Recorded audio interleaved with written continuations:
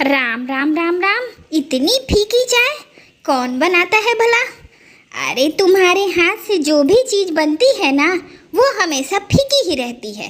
काम की न काज की, दुश्मन अनाज की। आपके तो ना माजी नखरे खत्म ही नहीं होते। एक मेरे मायके वाले हैं कि चाय में मैं अगर नमक और मिर्च डाल के भी दे दूं तो मेरी तारीफों के पुल बांधते नहीं थकते। मतलब अब भी तारीफों के पुल बांध देते हैं। और एक आप हो कि जिन्होंने ताने कसने में और नुक्स निकालने में पीएचडी कर रखी है। ये देखो बहू, तुमने अभी तक मेरे जूते साफ नहीं किए हैं। और ये देखो, ये शर्ट तुमने कैसे इस्त्री की है। ये जैसे नई शर्ट नहीं लग रहा है, 20 साल पुरानी शर्ट है।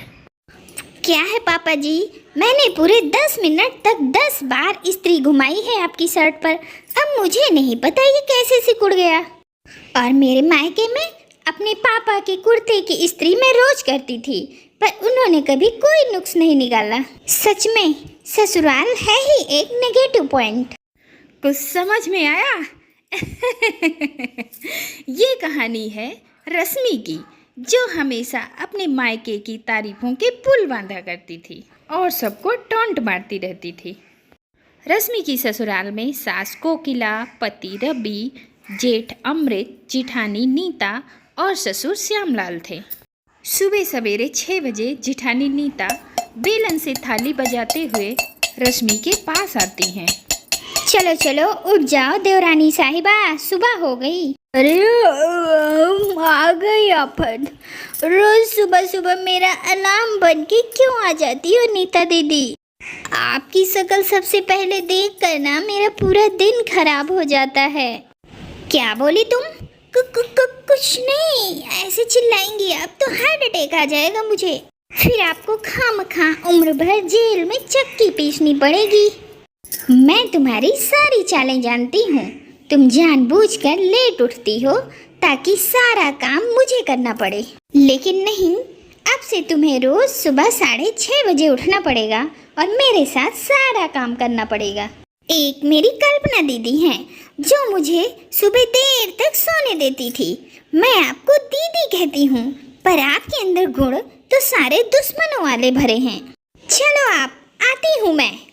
ज्यादा सजने संवरने में मत बैठ जाना, घर है, कोई फैशन स्टूडियो नहीं। नीता वहाँ से चली जाती है। आई है बड़ी मेरी सास बनने, पागल कहीं की। फिर अगले दिन ससुर श्यामलाल सबके लिए साड़ियाँ लाता है। ये लो कोकिला, ये तुम्हारी साड़ी, और ये रही बड़ी बहू की और ये छोटी बहू की। क्या पापा मेरे लिए नहीं लाए? अरे क्या तुम लड़की हो जो तुम्हारे लिए साड़ी लाएं? नहीं पापा, रवि के कहने का मतलब ये है कि आपने अपने सपूतों के लिए कुछ नहीं लाया। तुम दोनों के लिए कुर्ते मंगवाए हैं, 2 दिन बाद आ जाएंगे। बहुत सुंदर साड़ियाँ हैं जी, क्या खाक सुंदर हैं।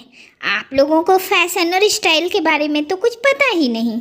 मेरे मोहल्ले में मेरा मायका ही था जो किसी फैशन हब से कम नहीं था। सीरियसली आप लोग बहुत बोरिंग हैं।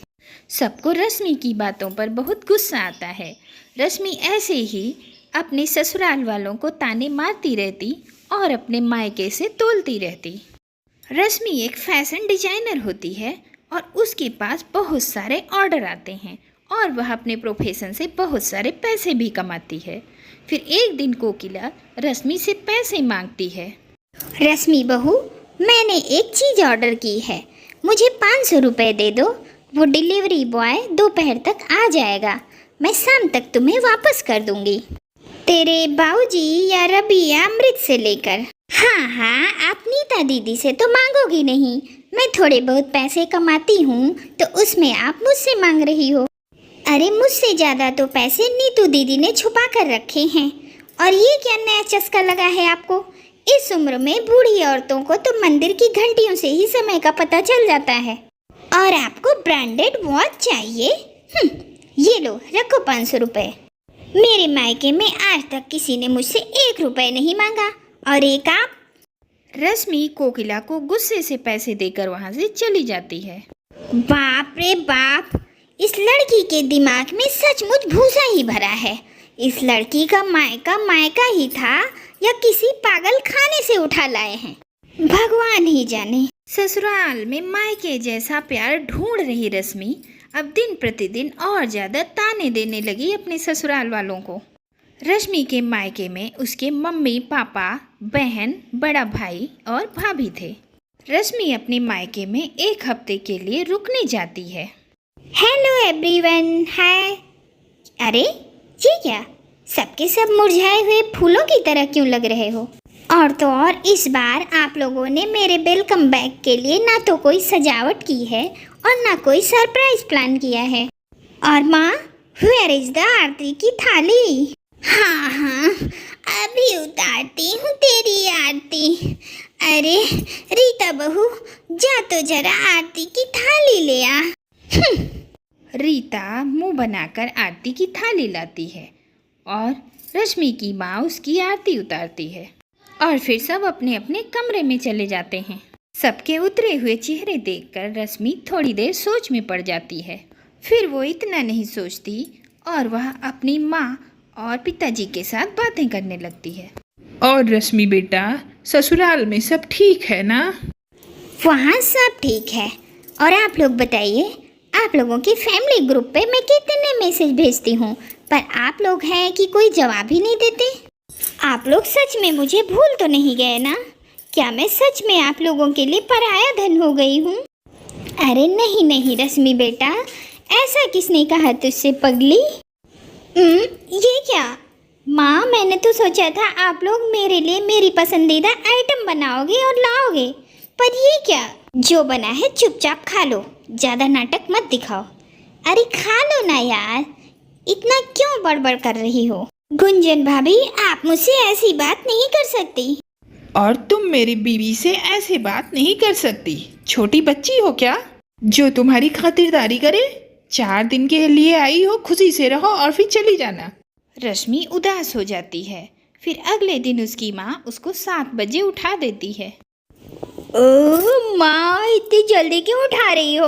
सोने दो ना, अभी नींद आ रही है। रश्मि बेटा उठ जा, आरती का समय हो रहा है और जा जाकर अपनी भाभी का हाथ बटा। रश्मि की माँ इतना कहकर चली जाती है। हाँ, मैं उस बेवकूफ औरत का हाथ बटाऊं? उसके बदले हुए तेवर देखकर तो मैं उसका हाथ नहीं बटाऊंगी, उल्टा उसे काट ही डालूंगी। बहुत गुस्सा आ रहा मुझे उसके ऊपर।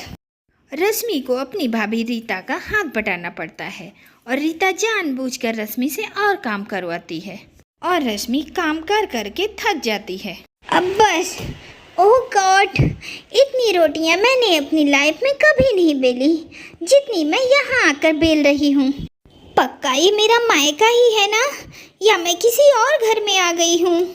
फिर अगले दिन पड़ोस की 2 औरतें आकर रश्मि से मेहंदी लगवाती हैं और जब उसे पैसे मिलते हैं तो उसकी माँ उर्मिला कहती है, रश्मि चल ना, मुझे एक सोने की चेन बनवा कर देगी ना बेटा? ऑफ कोर्स, क्यों नहीं माँ? तो ठीक है रश्मि बेटा, मेरे लिए एक सोने की अंगूठी बनवा दो और तेरी दीदी के लिए भी कुछ ज्वेलरी ले ही लेंगे। उसका जन्मदिन आ रहा है ना अगले महीने में। रश्मि, अगर तुम्हारा दिल बड़ा हो तो मेरे लिए भी एक सोने का हार बनवा दो। मैंने और तुम्हारे भैया ने तो तुमको हमेशा गिफ्ट दिए हैं, कभी तुम भी तो हमको दो। इस तरह उसके मायके वाले रश्मि का बहुत खर्चा करवाते हैं और अपने मायके वालों का इस तरह का बर्ताव देखकर वह अपने मन में बोलती है, इससे अच्छा तो मेरा ससुराल ही है। बैल बुद्धि थी जो मैं यहाँ आ गई। रश्मि रात में जब सब सो रहे थे सबको बिना बताए अपना सूटकेस उठाती है और वहाँ से 9-2-11 हो जाती है। और रश्मि जब ससुराल पहुँचती है तो उसकी सास कोकिला कहती है, लौट के बुद्धू घर को आए। आ गई ना कल ठिकाने? माँ जी वो हाँ हाँ मैं समझ रही हूँ।